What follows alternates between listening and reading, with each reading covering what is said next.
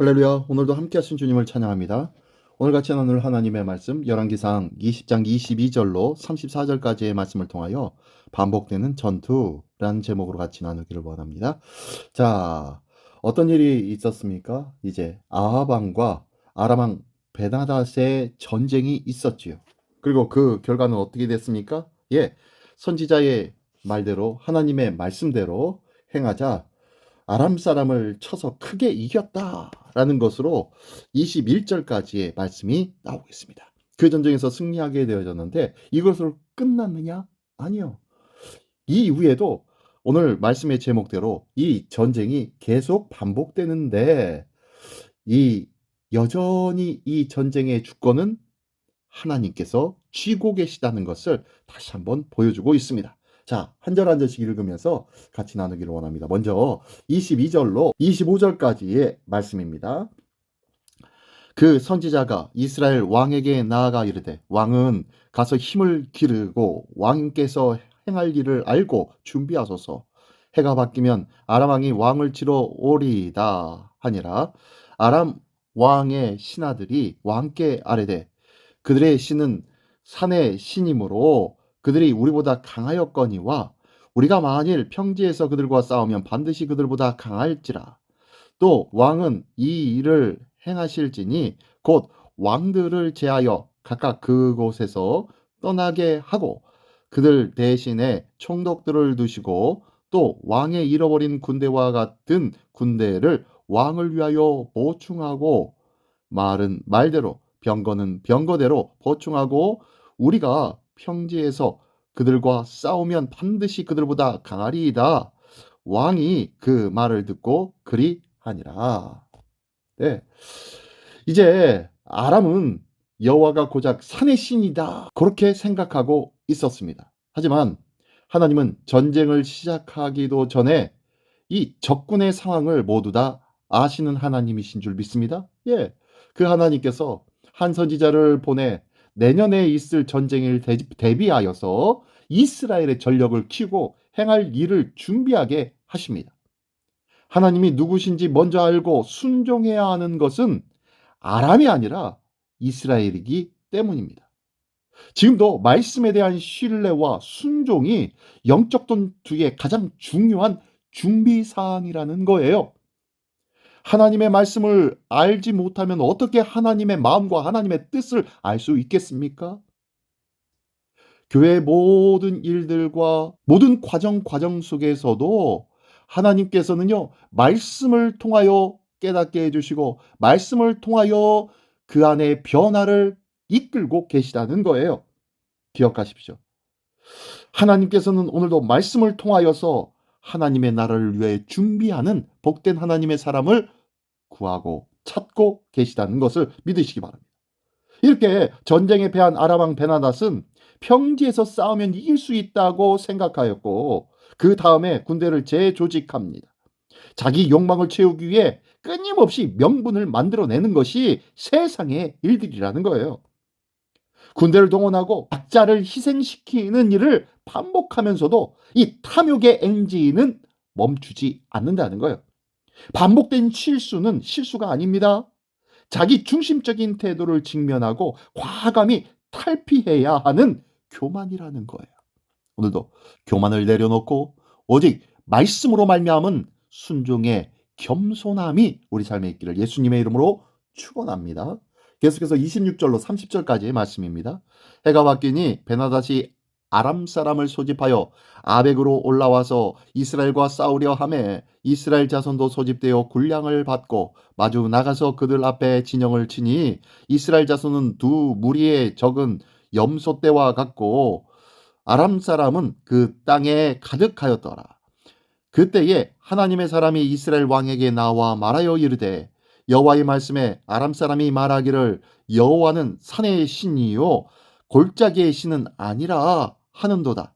그러므로 내가 이 큰 군대를 다 내 손에 넘기리니 너희는 내가 여호와인 줄을 알리라 하셨나이다 하니라. 진영이 서로 대치한 지 7일이라.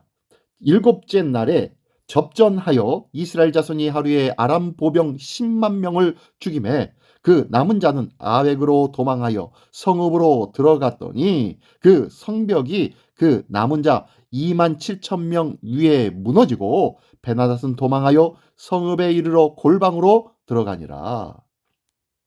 네, 하나님의 말씀대로 아람 왕 그리고 아람 군대가 평지인 아벡을 침공하기 시작하였습니다. 단단히 준비하고 몰려온 이 아람 군대 앞에서 이스라엘은 염소떼 같아 보일 뿐입니다. 이스라엘의 여호와 하나님이 참 신임을 아람과 이방 나라에 드러내시기로 결정하셨기에 이 전쟁에서 이스라엘 군대의 군사력은 그리 중요하지 않다는 거예요. 하나님의 초자연적인 개입으로 아람 왕 10만 보병이 죽고 여리고성을 떠오르게 하듯 일곱째 날 아벡의 성벽이 무너져 나머지 군사들도 다 죽어버립니다. 아람 군대는 이스라엘을 얕본 것이 아니라 하나님을 얕잡아 본 것입니다. 하나님은 산과 평지가 아닌 하늘과 땅을 지으신 창조주 하나님이십니다. 이 온 땅과 만물의 주인이시라는 거예요. 그 창조주 하나님이심을 오늘 이 사건을 통하여 명백하게 드러내 보여주고 계십니다. 오늘도 만군의 주 여호와 하나님이 나의 하나님이심을 믿으며 담대하게 이 땅을 믿음으로 살아가는 우리 모두가 되기를 예수님의 이름으로 축원합니다. 마지막으로 31절로 34절까지의 말씀입니다. 그의 신하들이 그에게 말하되 우리가 들은즉 이스라엘 집의 왕들은 인자한 왕이라 하니 만일 우리가 굵은 배로 허리를 동이고 테두리를 머리에 쓰고 이스라엘의 왕에게로 나아가면 그가 혹시 왕의 생명을 살리리이다 하고 그들이 굵은 배로 허리를 동이고 테두리를 머리에 쓰고 이스라엘의 왕에게 이르러 이르되 왕의 종 베나닷이 청하기를 내 생명을 살려 주옵소서 하더이다. 아합이 이르되 그가 아직도 살아있느냐 그는 내 형제이니라. 그 사람들이 좋은 징조로 여기고 그 말을 얼른 받아 대답하여 이르되 베나닷은 왕의 형제니이다. 왕이 이르되 너희는 가서 그를 인도하여 오라. 베나닷이 이에 왕에게 나아오니 왕이 그를 병거에 올린지라. 베나닷이 왕께 아뢰되 내 아버지께서 당신의 아버지에게서 빼앗은 모든 성읍을 내가 돌려보내리이다. 또 내 아버지께서 사마리아에서 만든 것 같이 당신도 다메섹에서 당신을 위하여 거리를 만드소서. 아합이 이르되 내가 이 조약으로 인해 당신을 놓으리라 하고 이에 더불어 조약을 맺고 그를 놓았더라. 베나닷은 골방에 숨어 있다가 아합 왕에게 생명을 구걸합니다. 아합 왕은 그를 형제로 여기면서 명예를 회복시켜 주지요. 관대하게 평화조약까지 맺습니다. 이스라엘의 하나님께 묻지도 따지지도 않는 이 왕이 온전한 왕입니까? 이방 나라와 조약을 맺는 것은 하나님을 지금 만홀히 여기고 있다는 거예요. 하나님과 상관없이 자기의 뜻대로 행하고 있는 거예요. 이것은 하나님을 만홀히 여기는 일이라는 거예요. 우리 삶에 하나님의 뜻을 무시하고 내 계획과 내 원하는 대로 행하고 있다면 그래놓고 나는 믿음의 사람이라고 얘기한다면 하나님을 만홀히 여기는 자라는 거예요.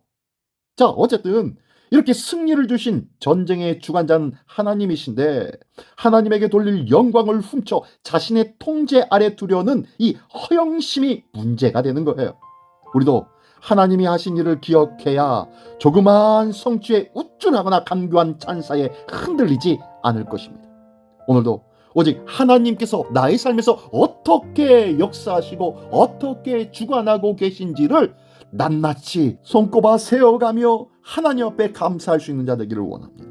먼저 하나님의 뜻과 하나님의 행하시는 모든 일들이 합력하여 선을 이루듯 나를 평화롭게, 나를 안전하게, 나를 하나님의 은혜 가운데 거할 수 있도록 인도해 주시고 계셨음을 늘 감사할 수 있는 우리 모두가 되기를 예수님의 이름으로 축원합니다. 기도하겠습니다. 하나님, 하나님의 뜻을 구하고 하나님을 온전히 찾는 이 마음과 믿음의 태도를 결단코 잊지 않게 하여 주시옵소서. 오직 주님 앞에 주의 말씀만을 붙잡고 믿음의 겸손한 자로 오늘도 살아가게 하여 주시옵소서. 이 겸손함으로 우리에게 생명을 허락하여 주신 예수님의 이름으로 기도드리옵나이다. 아멘.